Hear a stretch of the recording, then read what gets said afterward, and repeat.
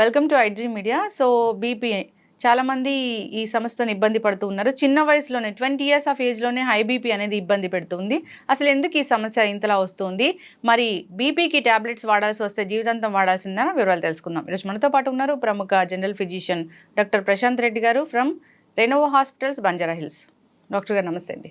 నమస్కారం అండి. డాక్టర్ గారు, జనరల్గా హై బీపీ సో ఒకప్పుడంటే 40-50 ఏళ్లలో చూసేవాళ్ళము. ఇప్పుడు అలా కాదు, 20 ఇయర్స్ ఆఫ్ ఏజ్ నుంచి చూస్తూ ఉన్నాము. అసలు ఏంటి హై బీపీ, ఎందుకు వస్తుంది?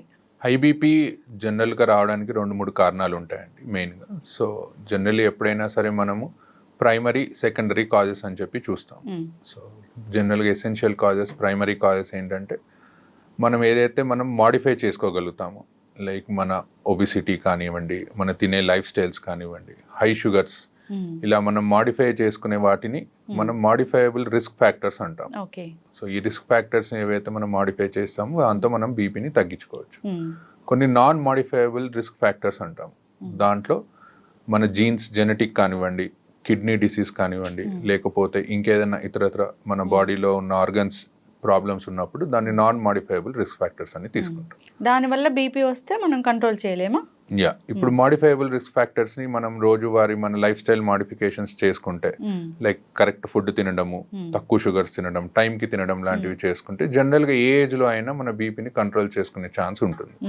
అదే మన జెనెటిక్ ఫ్యాక్టర్స్ లేదా ఏదైనా ఆర్గన్ డిసీజ్ వల్ల వచ్చేవి మాత్రం దానికి సంబంధించిన మెడిసిన్స్ వాడి దాని పరంగా మనం తగ్గించుకోవడం జరుగుతుంది. ఓకే, అంటే ఇప్పుడు మాడిఫైబుల్ రిస్క్ ఫ్యాక్టర్స్ అంటాము. సో దాని వల్ల వచ్చే బీపీని మనం పూర్తి స్థాయిలో తగ్గించుకోవచ్చు, టాబ్లెట్స్ కూడా మానేయొచ్చా?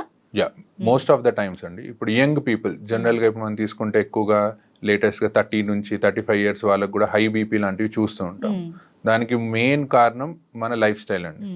అంటే హై కార్బోహైడ్రేట్స్ లేకపోతే ఫ్యాట్ ఉన్న ఫుడ్ ఎక్కువగా తినడము, అసలు ఎక్సర్సైజ్ అనేది చేయకపోవడము, ఇలాంటి హై సాల్ట్ ఫుడ్ తీసుకోవడం. సో ఇవన్నీ మనం కట్ డౌన్ చేసుకుంటే 100లో 90% of the people definitely tablet లేకుండా ఉండొచ్చు. ఓకే, డాక్టర్ గారు, సో ఈ ఏదైనా కిడ్నీ ఇష్యూస్ వల్ల లేదా ఇతర ఆర్గన్ డ్యామేజ్ అవ్వడం వల్ల లేదా జెనెటికల్గా అన్నారు, అది వచ్చింది. సో వాళ్ళు లైఫ్ స్టైల్ చేంజ్ చేసుకున్నారు. సో బీపీ అనేది కంట్రోల్లో ఉంటుందా? పూర్తి స్థాయిలో తగ్గించుకోవడానికి ఛాన్స్ అనేది ఉండదా? ఉంటుందండి, అలానే ఏం లేదు. 50% ఆఫ్ ద పీపుల్లో ఇఫ్ ఒకవేళ మనం ఎర్లీగా డిసీజ్ని కనుక్కున్నట్టయితే, మనం ఒకవేళ లైఫ్ స్టైల్ మాడిఫికేషన్స్ చేసుకుంటే డెఫినెట్లీ మనము యంగ్ ఏజ్లో డెఫినెట్లీ మనము టాబ్లెట్ లేకుండా ప్రయత్నం చేయొచ్చు. కాకపోతే ఏంటంటే వాళ్ళు ఫ్రీక్వెంట్గా ఫాలో అప్లో ఉండాలి. సో అప్పుడు మనం ఏంటంటే ఏమాత్రం బీపీ పెరిగినట్టు అనిపించినా వాళ్ళని మెడిసిన్ మీద స్టార్ట్ చేసుకోవాలి. ఓకే, డాక్టర్ గారు, అసలు బీపీ లెవెల్స్ అంటే ఏది హై బీపీ, ఏది నార్మల్ అంటారు? జనరల్గా మనము అమెరికన్ హార్ట్ అసోసియేషన్ అనే వాళ్ళది గైడ్ లైన్స్ ప్రకారం బీపీ అనేది తీసుకుంటాము. సో అందులో ఎప్పుడైనా 120/80, అంటే మనం అందరం బీపీ చూసి వాల్యూ చెప్తూ ఉంటారు. పైంది సిస్టాలిక్ అని, కింది డయాస్టాలిక్ అని అంటాము. సో 120/80 కంటే ఎక్కువ వెళ్తుంది అంటే పేషెంట్కి బీపీ వచ్చే లక్షణాలు స్టార్ట్ అవుతున్నాయని అర్థం. సో 140/80 కంటే ఎక్కువ వెళ్ళింది అనుకోండి, కంపల్సరీ దాన్ని మనం బీపీ కిందే పరిగణిస్తాం. ఈ మధ్యలో 120 నుంచి 130 మధ్యలో, 130 నుంచి 140 మధ్యలో ఉన్న వాళ్ళని స్టేజ్ 1, స్టేజ్ 2 కింద పరిగణించి వాళ్ళకి మెయిన్గా ఈ లైఫ్ స్టైల్ మాడిఫికేషన్స్ చేసుకోండి, మీకు టాబ్లెట్స్ అవసరం లేదు అని చెప్తాం. 140/80 కంటే ఎక్కువ ఉన్న వాళ్ళకి మాత్రం టాబ్లెట్స్ వాడమని స్టార్ట్ చేయమని చెప్తాం. ఓకే, కొందరికి ఓన్లీ డయాస్టలిక్ మాత్రమే ఎక్కువగా ఉంటుంది కదా డాక్టర్ గారు, అది డేంజర్ అంటారా? డయాస్టాలిక్ జనరల్గా ఎక్కువయ్యేది మన లోపల ఏదన్నా ప్రాబ్లం ఉన్నప్పుడు అవుతుందండి. మెయిన్గా ఈ కిడ్నీ డిసీజెస్లో, లేకపోతే థైరాయిడ్ ఉన్న వాళ్ళలో, ఇలాంటి వాళ్ళు ఒబిసిటీ ఉన్న వాళ్ళలో, లేదా sleeping disorders problem, obstructive sleep apnea అంటాం, ఇలాంటి వాళ్ళలో జనరల్గా మనం డయాస్టాలిక్ బీపీ కూడా ఎక్కువ అవడం చూస్తుంటాం. And it's more dangerous than this systolic BP ఎక్కువ. సో దానికి కంపల్సరీ మెడిసిన్ వాడాల్సిందే. ఓకే, డయాస్టాలిక్ ఎక్కువ ఉన్నప్పుడు? డయాస్టాలిక్ 90 కంటే ఎక్కువ ఉంటే మేము డెఫినెట్లీ ఫస్ట్ మెడిసిన్ అడ్వైస్ చేస్తాము, ఆ లైఫ్ స్టైల్ మాడిఫికేషన్స్ తో పాటు. ఒకవేళ తగ్గుతుంది అనుకుంటే మెల్లిగా మెడిసిన్ ని డిస్కంటిన్యూ చేస్తాం. ఓకే, డాక్టర్ గారు, అసలు ఈ బీపీ 140/80 ఉంది. సో అలాంటి వాళ్ళు ఉప్పు ఎక్కువగా తినడం లేదా కొన్ని రకాల ఆహార పదార్థాలు ఎక్కువగా తినడం వల్ల బీపీ ఫ్లక్చువేట్ అవుతుంది, హై అవుతుంది అంటారు. సో అవి ఏంటంటారు? మెయిన్గా సాల్ట్ అండి. సాల్ట్ ఇంటేక్ ఎప్పుడైనా సరే తక్కువగా ఉండాలి. ఇప్పుడు కొంతమంది తినాల్సిన దానికంటే మోతాదుకు మించి సాల్ట్ తీసుకుంటారు. సో ఫస్ట్ అది కట్ డౌన్ చేయాలి. దాంతోపాటు హై కొలెస్ట్రాల్ ఉన్న ఫుడ్ని ఎప్పుడైనా కట్ చేయాలి. కొలెస్ట్రాల్ ఎక్కువ అవుతే మన బ్లడ్ వెళ్ళేది తక్కువ స్పీడ్లో ఎక్కువగా వెళ్తుంది. సో ప్రెషర్ అనేది పెరుగుతూ పోతుంది. సో హై కొలెస్ట్రాల్ ఉన్న ఫుడ్స్ కానీ హై సాల్ట్ ఉన్న ఫుడ్స్ కానీ అవాయిడ్ చేసుకుంటే డెఫినెట్లీ మనం ఒక 5 to 10 డిఫరెన్స్ చూడొచ్చు బీపీలో. ఎస్, ఖచ్చితంగా డాక్టర్ గారు. సో డాక్టర్స్ టాబ్లెట్స్ ప్రిస్క్రైబ్ చేశారు. సో ఏ టైంలో, అంటే ప్రతిరోజు ఒకటే టైంలో వేసుకోవాలా, ఎప్పుడైనా టైం మారితే ఏమైనా ప్రాబ్లమా? సో టాబ్లెట్ వేసుకున్నామా లేదా అని మర్చిపోయి ఇంకో టాబ్లెట్ వేసుకుంటే ఏం జరుగుతుంది? జనరల్గా మన బాడీకి ఒక లైఫ్, మనకి ఎలా అయితే లైఫ్లో ఒక క్లాక్ లాగా ఉంటుందో మన బాడీకి కూడా ఒక క్లాక్ ఉంటుందండి. ఆ క్లాక్ ప్రకారమే మన హార్మోన్స్ రిలీజ్ అవ్వడము, మరి పని చేయడం లాంటివి ఉంటాయి. సో అందుకే జనరల్గా either mornings or evenings we advise. So either morning before 9 o'clock అట్లా లేదా 10 o'clock లోపు, ఈవినింగ్స్ అది అడ్వైస్ చేస్తాం. సో టైం ప్రకారం తీసుకుంటే ఏంటంటే మన బాడీకి సర్కేడియన్ రిథమ్ అని ఉంటుంది, దానికి బాడీకి అడ్జస్ట్ అయ్యి టాబ్లెట్ సరిగ్గా పనిచేస్తుంది. టాబ్లెట్ సరిగ్గా తీసుకోకపోవడం అంటే కొంతమంది ఒక రోజు తీసుకుంటారు, 2 రోజులు తీసుకోరు, మళ్ళీ తీసుకుంటారు. సో దానివల్ల మోర్ డేంజర్ దాని టాబ్లెట్ తీసుకోకపోవడం. సో దానివల్ల ఏమవుతుందంటే బాడీకి పని చేయాలా పని చేయొద్దా అనే దాంట్లో పడిపోయి టాబ్లెట్ పనితనం ఇంకా తగ్గిపోతుంది. ఓకే, అంటే ఒక రోజు 2 రోజులు తీసుకోవడం మానేస్తే మళ్ళీ తర్వాత స్టార్ట్ చేస్తే అలా అంటే దాన్ని ఫ్రీక్వెంట్ గా చేస్తే ఎప్పుడన్నా ఒకసారి అనేది అందరూ మర్చిపోతారు, that's okay. But maximum times మర్చిపోకుండా రోజు వేసుకోవడం is better option. Yes doctor గారు, ఫీవర్స్ వచ్చినప్పుడు నార్మల్గా డోలో అలాంటివి వేసుకుంటూ ఉంటారు. సో అది డాక్టర్ దగ్గరికి వెళ్ళే పని లేకుండా ఇంట్లో over the counter of medicine వాడుతూ ఉంటారు. సో హై బీపీ ఉన్నవాళ్ళు ఇలాంటి డోలోలు వేసుకోవచ్చా?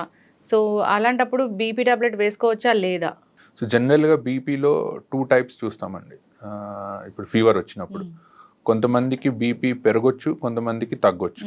సో ఇన్ఫెక్షన్ చాలా ఎక్కువ ఉందనుకోండి, అప్పుడు బీపీ అనేది బాగా తగ్గిపోతూ ఉంటుంది. సో దాన్ని మనం షాక్ అని అంటాము సిచ్యువేషన్. సో అందుకే ఎప్పుడైనా హై గ్రేడ్ ఫీవర్ వస్తే దో మీరు డోలో ఇంట్లో వేసుకున్నా సరే వెళ్ళి డాక్టర్ని కలవండి.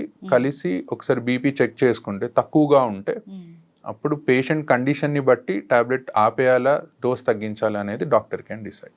ఎస్, ఖచ్చితంగా డాక్టర్ గారు. చాలా మంది ఈ మిస్టేక్ అనేది చేస్తూ ఉంటారు. ఎస్, దానివల్ల ఇబ్బందులు అయితే వస్తూనే ఉంటాయి. ఎస్, ఏదైనా ఒక ఇష్యూ వచ్చినప్పుడు అప్పుడే కొత్తగా టాబ్లెట్స్ స్టార్ట్ చేశారు బీపీ టాబ్లెట్స్ అన్నప్పుడు ఇంట్లో మానిటర్ చేసుకోండి, మార్నింగ్ ఈవినింగ్ బీపీ లెవెల్స్ అని అంటారు.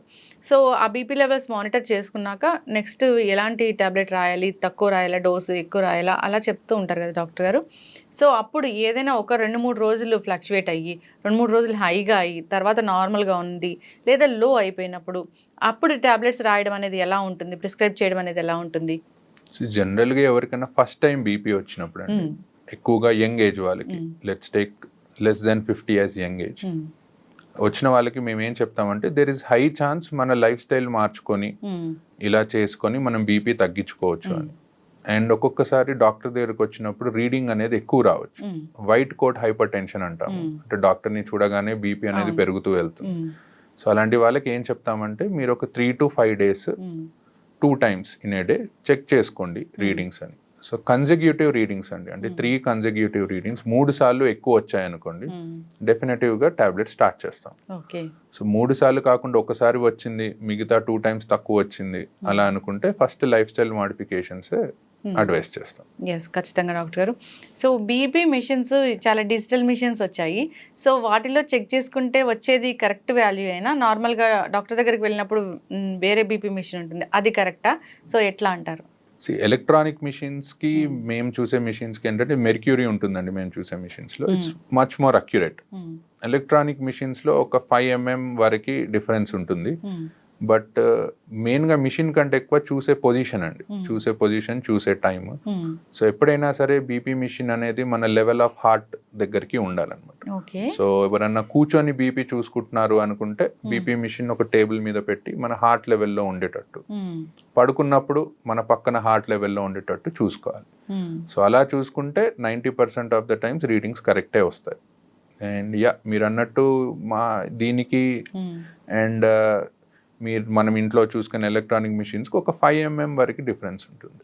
అండ్ బోత్ హ్యాండ్స్లో కూడా మీరు ఒకవేళ చూసినా at the same time 5 to 10 mm of HG difference అనేది ఉంటుంది. ఎస్, ఖచ్చితంగా డాక్టర్ గారు.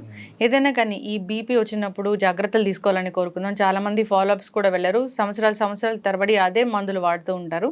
సో అలా వాడటం కూడా డేంజరే కదా డాక్టర్ గారు? యా అండి, most important thing is follow up అండి. సో బికాజ్ ఏంటంటే కొన్ని టాబ్లెట్స్ కొన్ని కండిషన్స్లో డిస్కంటిన్యూ చేస్తాం.